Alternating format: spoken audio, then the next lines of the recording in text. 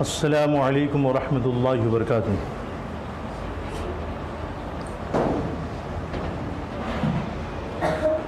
الحمد للہ نحمده ونستعینه ونستغفره ونؤمن به ونتوکل علیہ ونعوذ باللہ من شرور انفسنا ومن سیئات اعمالنا من يهده الله فلا مضل له ومن يضلله فلا هادي له ونشهد أن لا إله إلا الله وحده لا شريك له ونشهد أن سيدنا ومولانا وحبيبنا وشفيعنا محمدا عبده ورسوله الذي أرسل بالحق بشيرا ونذيرا وداعيا إلى الله بإذنه وسراجا منيرا أما بعد فأعوذ بالله من الشيطان الرجيم بسم الله الرحمن الرحيم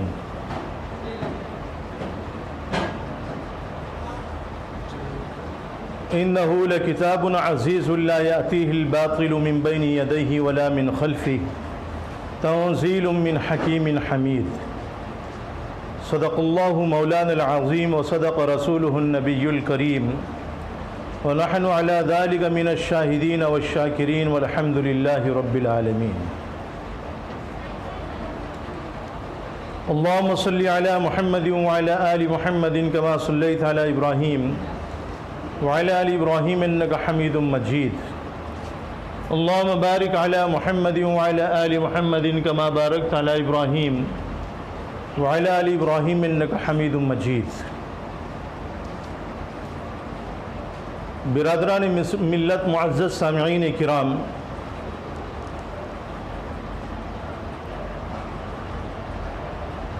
اسلام کے ان بے شمار معجزات میں سے جن کی صداقت، جن کی حقانیت اور جن کا اعتراف ہر مخالف اور موافق سے اقرار لے چکی ہے، ایک معجزہ ان میں سے قرآن پاک کی عدیم النظیر حفاظت ہے۔ کتب مقدسہ میں سے بھی اور پچھلی کتابوں میں بھی ایسی کوئی نظیر نہیں ملتی، ایسی کوئی مثال نہیں ملتی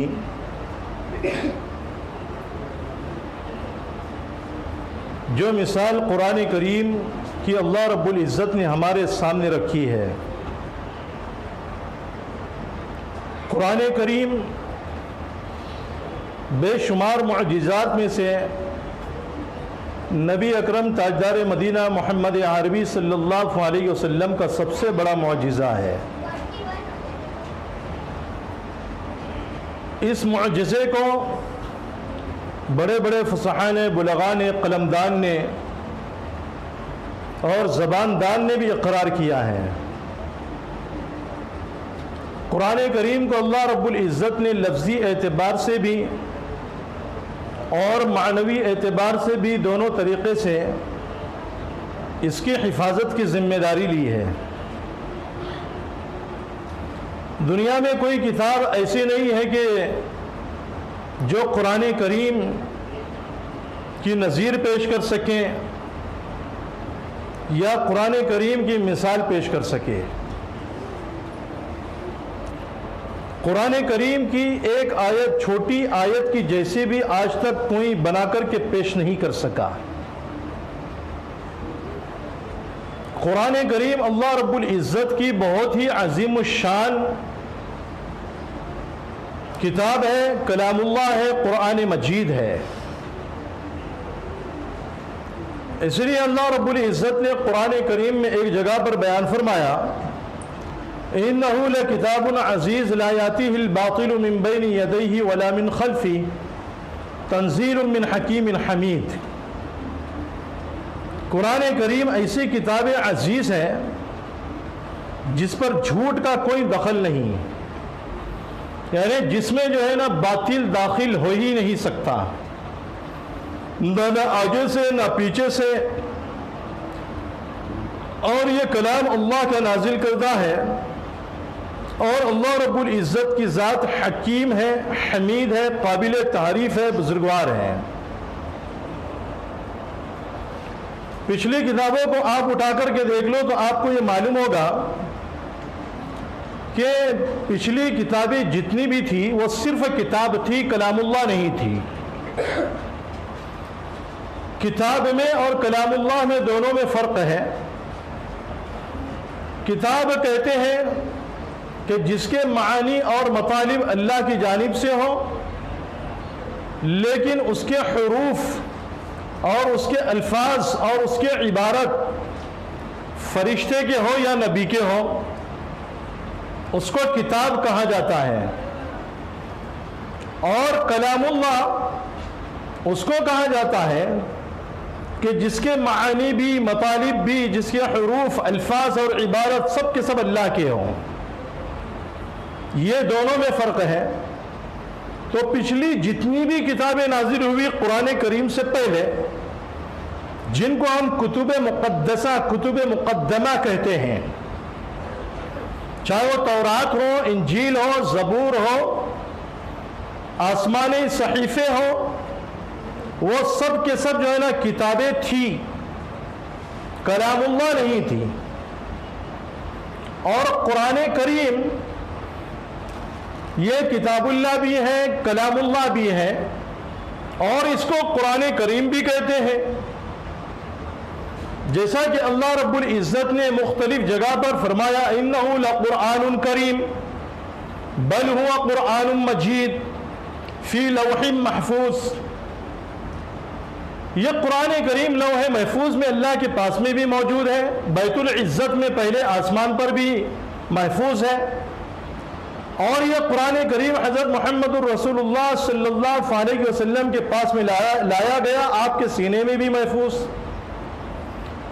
اور آپ سے صحابہ کرام نے لیا، صحابہ سے تابعین نے لیا، تابعین سے تبع تابعین نے لیا، سلسلہ بسلسلہ یہ قرآن کریم ہم تک کے پہنچا ہے۔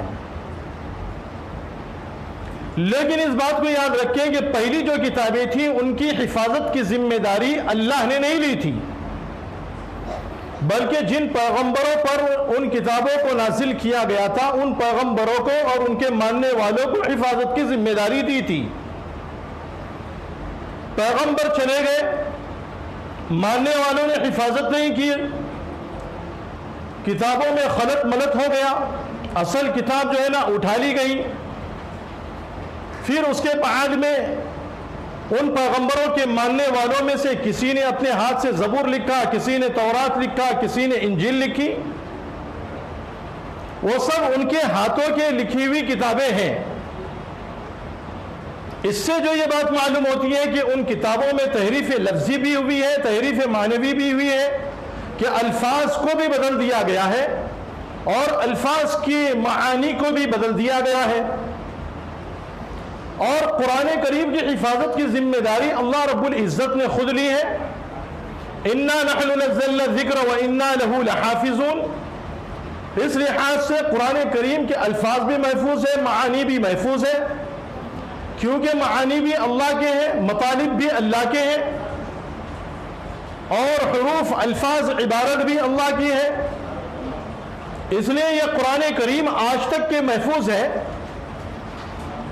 محمد عربی صلی اللہ علیہ وسلم کے زمانے اقدس میں بھی بہت سے لوگوں نے یہ چاہا کہ اس جیسا کلام ہم بنا کر کے پیش کر سکتے ہیں، اور اللہ نے تحدی بھی کی، چیلنج بھی کیا، لیکن وہ لوگ عاجز آ گئے، کیونکہ بشری طاقت اللہ کی طاقت کا مقابلہ نہیں کر سکتی۔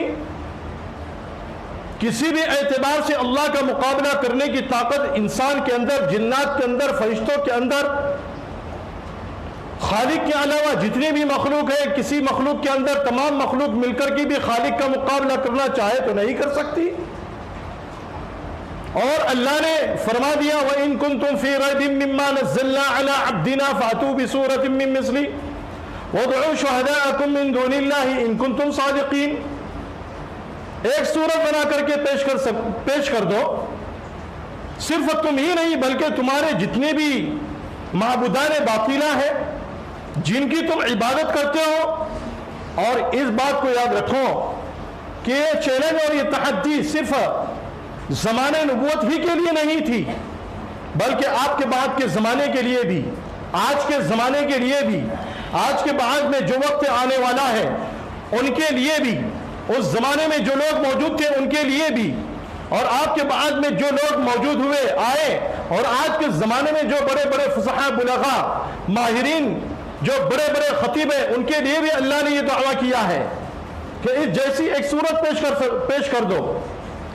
فَإِن لَمْ تَفْعَلُوا وَلَن تَفْعَلُوا، اگر تم نے ایسا نہیں کیا تو ہرگز تم جو نہیں کر سکو گے. اب تم نے بات کو مان لیا تو ٹھیک ہے، ورنہ کیا کرو؟ فَاتَّقُوا النَّارَ الَّتِي، تم اس آگ سے ڈرو، وَقُودُهَا النَّاسُ وَالْحِجَارَةُ، کہ اس آگ کا ایندھن لوگ اور پتھر ہے، وَعِدَّتْ لِلْكَافِرِينَ، اور کافرین کے لیے، منکرین کے لیے اللہ نے تیار کر رکھی ہے. جو منکرین توحید ہے، منکرین رسالت ہے، منکرین قرآن ہے، منکرین آخرت ہے، منکرین عالم برزخ ہے، منکرین تقدیر ہے، ان کے لیے اللہ نے اس آگ کو تیار کر رکھا ہے. اللہ نے صاف قرآن کریم میں یہ اعلان کر دیا ہے. نبی کریم صلی اللہ علیہ وسلم کے زمانے میں مسیلمہ کذاب آیا.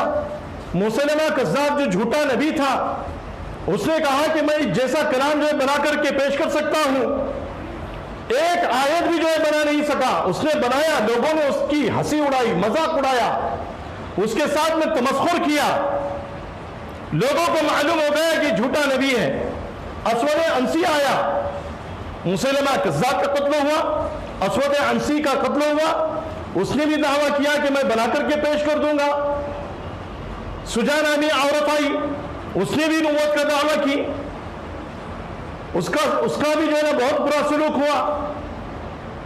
پھر جو ہے 1901 میں مرزا غلام احمد قادیانی نے نبوت کا دعویٰ کیا، اور اس نے یہ بھی کہا کہ میرے اوپر نعوذ باللہ الہام ہوتے رہتا ہے، میرے اوپر وحی آتی رہتی ہے. لیکن وہ بھی عاجز آ گیا، اس کا بھی بہت برا حشر ہوا. آج اس کے ماننے والے اس دنیا کے اندر بہت سے موجود ہیں. ان لوگوں کو بھی اللہ رب العزت نے تحدی کیا ہے، چیلنج کر دیا ہے. تو یہ کلام اللہ ہمارے سامنے اللہ کی بہت بڑی کتاب ہے، اور اللہ کا سب سے بڑا کلام ہے، اور یہ آخرت تک کے لیے سب سے بڑا معجزہ ہے. اس کلام میں ایک لفظ کا بھی فرق پیدا نہیں ہو سکتا. کیوں؟ اس لیے کہ اللہ رب العزت نے قرآن کریم میں بیان فرمایا، لا یاتیہ الباطل من بین یدیہ ولا من خلفہ تنزیل من حکیم حمید، کہ باطل اس کے اندر داخل ہی نہیں ہو سکتا. داخل ہونے کی بات تو دور کی ہے، اس کے دائیں سے بھی نہیں آ سکتا، اس کے بائیں سے بھی نہیں آ سکتا. آج کے اس زمانے میں قرآن کریم کو بدلنے کی بہت کوشش کی جا رہی ہے. کچھ ممالک میں ایسے لوگ پیدا ہو گئے کہ جنہوں نے قرآن کریم میں کمی بیشی کر دی ہے، قرآن کے جملوں کو نکال دیا ہے، قرآن کی عبارت کو نکال دیا ہے، اور اپنے طرف سے جو ہے نا اس کے اندر داخل کر دیا ہے بنا کر کے. ہندوستان میں بھی جو ہے نا ایسا ہوا ہے. آج کے اس دور کی میں بات کر رہا ہوں، زمانے ماضی کی بات نہیں کر رہا ہوں، گزشتہ زمانے کی بات نہیں کر رہا ہوں، بلکہ آج کے اس زمانے کی میں بات کر رہا ہوں کہ ہندوستان کے رہنے والوں میں سے ایک نے جو ہے نعوذ باللہ قرآن کریم کی بہت سی آیتوں کو نکال دیا، اور اپنی طرف سے جو ہے نا اس نے بڑا چڑھا کر کے لکھا ہے، اور بہت سی آیتوں کو جو ہے کم کر دیا ہے، اور لوگوں کو تقسیم کرنا بھی شروع کر دیا ہے. جب اس نے تقسیم کیا، جب اس نے لوگوں کو بانٹنا شروع کیا، لوگوں کے ہاتھوں میں آیا، لوگوں نے اس کو پڑھا، پڑھنے کے بعد میں معلوم ہوا یہ تو ڈپلیکیٹ ہے، یہ تو جو ہے نا اصل کلام نہیں ہے، اس میں سے جو ہے نا کمی کر دی گئی ہے اور اپنی طرف سے بڑھایا گیا ہے. آپ کو معلوم ہوگا، آپ نے ہندوستان کی تاریخ پڑھی ہوگی کہ جب انگریزوں کا ہندوستان کے اوپر تسلط ہوا، ہندوستان کے اوپر غلبہ ہوا، تو اب انگریزوں نے سوچا کہ ہندوستان سے اسلام کو کیسے ختم کر دیا جائے. تو اسلام کو ختم کرنے کی ناپاک سازش کی گئی، اور انہوں نے یہ سوچا اب اسلام کو ختم کرنا ہے تو سب سے پہلے قرآن کریم کو جلانا ہوگا، قرآن کریم کو ختم کرنا ہوگا۔ غالباً 1865 میں انگریزوں نے 3.5 لاکھ قرآن کریم کے نسخے جلائے۔ ایک قرآن کریم کا نسخہ نہیں، 2 نہیں، 3 نہیں، 3.5 لاکھ قرآن کریم کے نسخے جلائے۔ اس وقت میں موجودہ دلی میں تقریباً 1000 مدارس تھے، تمام مدارس کو منہدم کر دیا گیا، تمام مدارس کو تباہ اور برباد کر دیا گیا، ان مدارس کا خاتمہ کر دیا گیا، علماء کرام کو قتل کر دیا گیا۔ دلی سے لے کر لاہور تک جتنے درخت تھے سڑک کے دونوں جانبوں میں، ہر درخت کے اوپر علماء کی گردن لٹکی ہوئی تھی۔ اسلام کو ختم کرنے کے لیے قرآن کے نسخے جلائے گئے، اسلام کو ختم کرنے کے لیے علماء کو قتل کر دیا گیا، اسلام کو ختم کرنے کے لیے مسلمانوں کو قتل کرا دیا گیا۔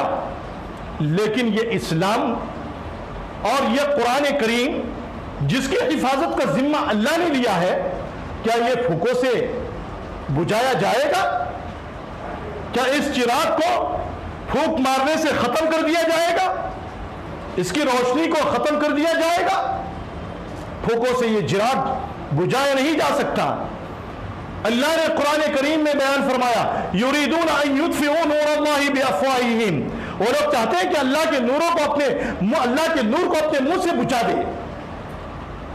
وَيَأْبَى اللَّهُ إِلَّا أَن يُتِمَّ نُورَهُ وَلَوْ كَرِهَ الْكَافِرُونَ۔ میرے محترم بھائی اور بزرگوں، اللہ اپنے نور کو، روشنی کو مکمل کر کے رہے گا اور اس کو تمام ادیان پر غالب کرے گا۔ الاسلام یعلو ولا یعلی علیہ، اسلام غالب رہے گا، اسلام پر کوئی مذہب غالب ہونے والا نہیں۔ اسلام غالب کب ہوگا؟ جب آپ کی اور ہماری محنت ہوگی، جب آپ دین کی محنت کرو گے، آپ کی قربانیاں، آپ کے مجاہدات اور آپ کی محنتیں ہماری محنتیں لگے گی، اسلام ہمیشہ غالب رہے گا۔ اگر ہم نے محنت نہیں کی اور ہم نے قربانیاں نہیں دی، ہم نے مجاہدے نہیں پیش کیے اور ہم نے جو ہے نا کوششیں نہیں کی، تو یاد رکھنا اللہ نے قرآن کریم میں بیان فرمایا، یا ایھا الذین آمنوا من یرتد منکم عن دینہ فسوف یأتی اللہ بقوم یحبهم ویحبونہ اذلۃ علی المؤمنین اعزۃ علی الکافرین یجاہدون فی سبیل اللہ ولا یخافون لومۃ لائم ذلک فضل اللہ یؤتیہ من یشاء واللہ واسع علیم۔ اے ایمان والو، تم میں سے جو کوئی اپنے دین سے پھر جائے گا، مرتد ہو جائے گا، تو اللہ ایک ایسی قوم کو پیدا کرے گا یا ایسی قوم کو تمہاری جگہ پر لائے گا کہ اللہ ان سے محبت کرتا ہوگا اور وہ اللہ سے محبت کرتے ہوں گے۔ اذلۃ علی المؤمنین، مومنوں پر نرم دل ہوں گے، عزۃ علی الکافرین، اور کافرین پر سخت ہوں گے۔ اللہ کے راستے میں جہاد کریں گے اور ملامت کرنے والے کی ملامت کی پرواہ نہیں کریں گے۔ ذالک فضل اللہ یؤتی من یشاء، اور یہ اللہ کا فضل ہے، اللہ جس کو چاہتا ہے عطا کرتا ہے۔ اگر ہمارے دلوں میں وہ تمنا رہی، وہ امیدیں رہی، وہ شوق اور وہ جذبہ رہا، تو اللہ اپنے فضل سے ہم کو بھی نوازے گا۔ اگر ہمارے دلوں میں وہ امیدیں اور وہ تمنا ختم ہو گئی، ہمارے دلوں میں پیدا نہیں ہوئی، تو اللہ کا فضل ہمارے اوپر نہیں ہوگا۔ اور اللہ تو بڑے فضل والے ہیں۔ انما ولیکم اللہ ورسولہ والذین آمنوا الذین یقیمون الصلاۃ ویؤتون الزکاۃ وہم راکعون۔ اللہ رب العزت تمہارا سرپرست ہے، تمہارا مددگار ہے، تمہارا حامی ہے۔ اللہ ایمان والوں کو ظلمات سے نکالتا ہے روشنی کی طرف، اور اس کا رسول بھی تمہارا ولی ہے، تمہارا مددگار ہے۔ اور اللہ کن لوگوں کا ولی ہے؟ ایمان والوں کا، جو نماز کو قائم کرتے ہیں، جو زکوٰۃ کو ادا کرتے ہیں، اور جو رکوع کرتے ہیں، اللہ کے سامنے جھکتے ہیں، غیروں کے سامنے نہیں جھکتے۔ آج مسلمان غیروں کو خوش کرنے کے لیے کیا نہیں کر رہا ہے؟ ان کی جیسی عبادتیں کر رہا ہے، ان کے جیسے لباس پہن رہا ہے، ان کے جیسے کام کاج کر رہا ہے، جیسے وہ جلوس نکالتے ہیں ان کی جلوس میں مسلمان شریک ہو رہا ہے، صرف اس کے لیے کہ غیر ہم سے خوش ہو جائے۔ اللہ کو ناراض کر کے تم کسی مخلوق کو راضی نہیں کر سکتے۔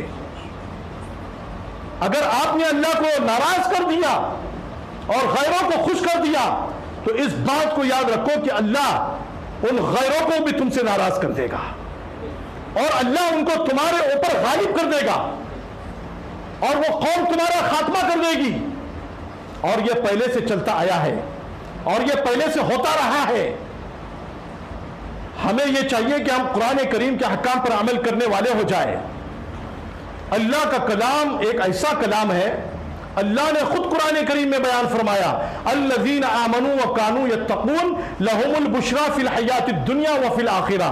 وہ لوگ جو ایمان والے ہیں، جو اللہ سے ڈرتے ہیں، ان کے لیے خوشخبری ہے دنیاوی زندگی میں بھی اور آخرت میں بھی۔ لا تبدیل لکلمات اللہ ذالک هو الفوز العظیم۔ معلومات الہیہ میں کبھی تبدیلی نہیں ہو سکتی، اللہ کے کلمات میں نہیں بلکہ معلومات الہیہ میں۔ کلمات الہیہ سے مراد ہے معلومات الہیہ، خدا کے جو فیصلے ہوتے ہیں نا اعمال سے متعلق، نتائج اعمال سے متعلق، سنت اللہ سے متعلق، وہ کبھی نہیں بدلتے۔ اگر ہم یہ کہیں گے کہ بھئی اللہ کے کلمات نہیں بدلتے، تورات کیوں بدل گئی، زبور کیوں بدل گئی، انجیل کیوں بدل گئی؟ یہاں پر مراد ہے کہ معلومات الہیہ نہیں بدلتی، اللہ کے علم میں ہے۔ حضرت ابوبکر رضی اللہ تعالیٰ عنہ ایمان پر اس دنیا سے منتقل ہوں گے، ایمان پر جو ہے نا منتقل ہو گئے، اللہ کے علم میں ہے کہ ابو جہل کفر پر مرا ہے، اور اللہ کے علم میں ہے کہ فلاں فلاں ایمان کی حالت میں مرے گا، اللہ کے علم میں ہے کہ فلاں فلاں کفر کی حالت میں مرے گا، تو معلومات الہیہ میں کوئی تبدیلی نہیں آتی۔ سمجھ میں آ رہی بات؟ تو یہ اللہ کا کلام ہے، اس میں معلومات الہیہ ہے، احکام الہیہ ہے، اس کلام کے اندر کبھی تبدیلی نہیں آنے والی، اس کلام پر ہمیں عمل کرنا ہے۔ آج پوری دنیا کی باطل طاقتیں اپنی پوری طاقت صرف کر رہی ہے، ہر طریقے سے اپنے مال کو لگا رہی ہے، اپنی جانوں کو لگا رہی ہے، مادی طاقتیں صرف ہو رہی ہیں۔ کیوں؟ قرآن کریم میں تبدیلی پیدا کرنے کے لیے۔ مامون الرشید کے زمانے میں، مامون الرشید کے دربار میں علمی بحث اور مباحثے فقہ اسلامی کے موضوع پر مذاکرے بہت زیادہ ہوا کرتے تھے۔ ایک مرتبہ مامون الرشید کے دربار میں ایک شخص آیا، بڑی خوبصورت شکل کا اور دکھنے میں بھی گورا، بڑا اونچا۔ مامون الرشید کے دربار میں اس نے بڑی عاقلانہ گفتگو کی، علمی گفتگو کی۔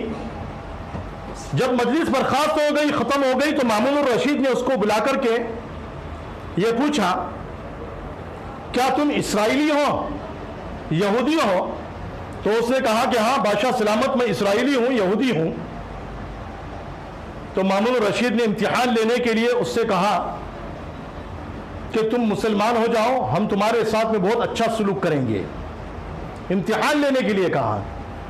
تو اس نے یہ جواب دیا کہ بادشاہ سلامت، میں اپنے آبا و اجداد کے دین کو چھوڑ نہیں سکتا۔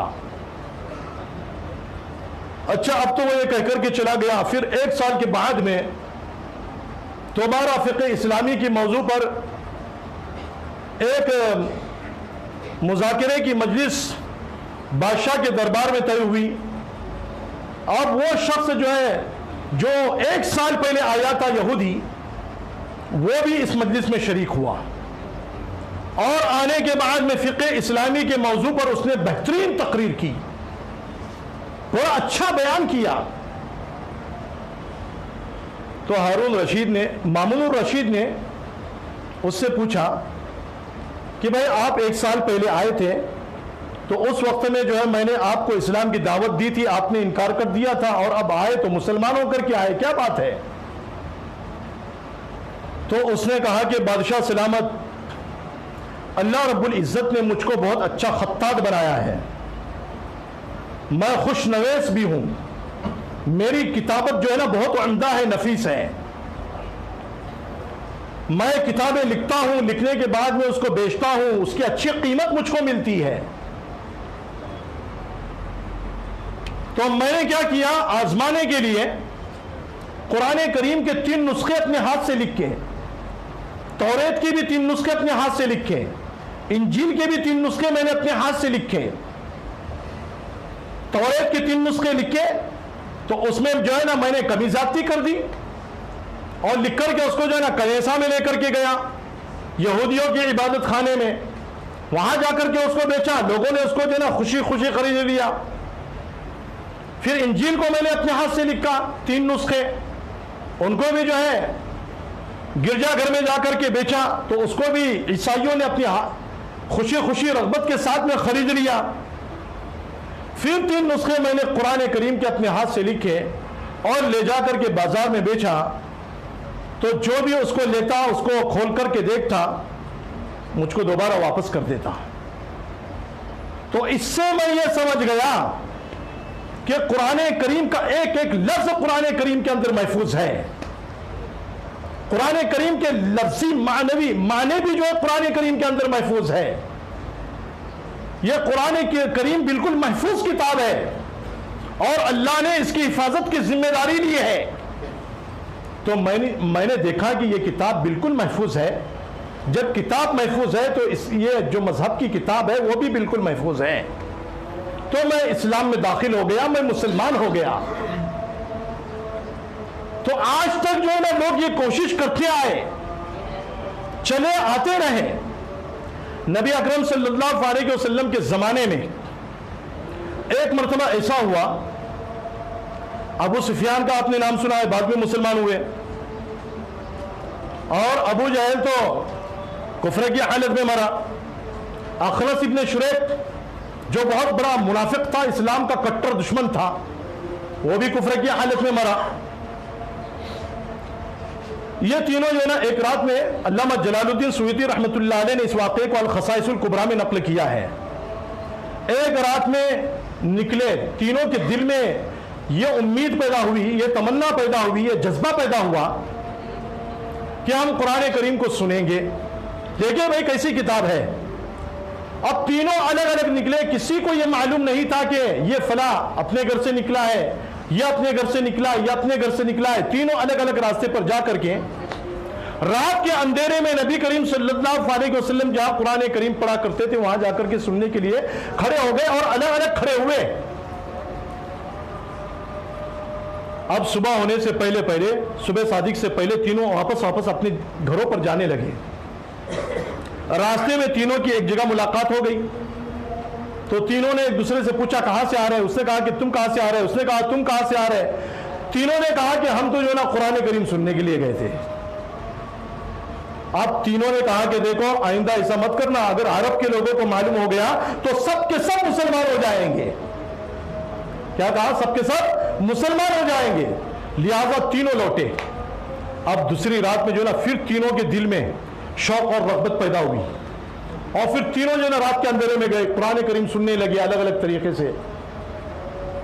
پھر صبح صادق ہونے سے پہلے جب لوٹنے لگے تو ایک چوراہے پر واپس ملاقات ہو گئی، پھر واپس جو ہے نا ملامت کرنے لگے ایک دوسروں کو۔ پھر یہ معاہدہ کیا کہ دوبارہ نہیں جائیں گے۔ پھر تیسری رات میں گئے، جا کر کے سنے۔ پھر جب لوٹنے لگے تو ایک چوراہے پر ملاقات ہو گئی۔ پھر تینوں نے جو ہے نا یہ عہد کر لیا، پکا عہد کر لیا کہ ہم اب دوبارہ نہیں جائیں گے۔ صبح کے وقت میں اخنس ابن شویق اٹھا، اپنی لاٹھی لی اور ابو سفیان کے پاس میں گیا، اور جا کر کے کہا کہ اے ابو سفیان، اس کلام کے بارے میں تو کیا کہتا ہے؟ ابو سفیان نے کہا کہ وہ اللہ کا کلام ہے۔ میں اس کی صداقت کا اعتراف کرتا ہوں، اس کی حقانیت کا میں اعتراف کرتا ہوں۔ ابو سفیان نے جو ہے اخنس ابن شریک سے پوچھا، اس نے بھی کہا کہ میں بھی اعتراف کرتا ہوں۔ پھر ابو جہل سے پوچھا گیا، ابو جہل نے کہا کہ دیکھو محمد صلی اللہ علیہ وسلم کا خاندان بنو عبد مناف اور ہمارے خاندان کے درمیان میں ہمیشہ سے جھگڑا چلتا آ رہا ہے۔ انہوں نے قوم کی سیادت کی تو ہم نے بھی قوم کی سیادت کی، انہوں نے غریبوں کی مدد کی تو ہم نے بھی غریبوں کی مدد کی، انہوں نے ننگوں کو کپڑا پہنایا تو ہم نے بھی کپڑا پہنایا، انہوں نے بھوکوں کو کھانا کھلایا تو ہم نے بھی کھانا کھلایا، انہوں نے پیاسوں کو پانی پلایا تو ہم نے بھی پانی پلایا۔ لیکن جب ہم نے یہ دیکھا کہ بنو عبد مناف نے یہ دعویٰ کیا ہے کہ ہم میں ایک نبی پیدا ہوا ہے اور وہ یہ دعویٰ کرتا ہے کہ مجھ پر کلام نازل ہوتا ہے، تو اب ہم جو ہے اس کا مقابلہ کرنے سے عاجز ہو گئے۔ تو اب ہم نے سوچا کہ اس کا مقابلہ کیسے کریں گے، تو ہم نے کیا کیا؟ ہم نے اپنی طاقت سے اس کا مقابلہ کرنا شروع کر دیا، ہم نے اپنی زور سے اس کا مقابلہ کرنا شروع کر دیا۔ آج بھی مسلمانوں کے ساتھ میں اللہ کا کلام جو حضور کے اوپر نازل ہوا تھا، وہ کلام آج ہمارے سامنے موجود ہے۔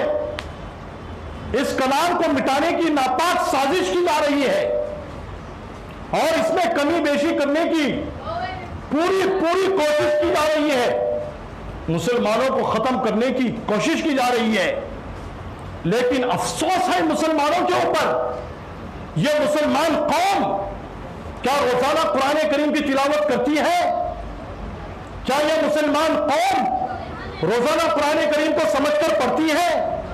کیا یہ مسلمان قوم اپنے گھروں میں جو قرآن کریم کو کباڑ کے اوپر الماری میں رکھی ہے، کبھی اس کے حکم پر عمل کرنے کے لیے بھی سوچا ہے کہ اللہ نے اس میں کون سے احکام نازل فرمائے؟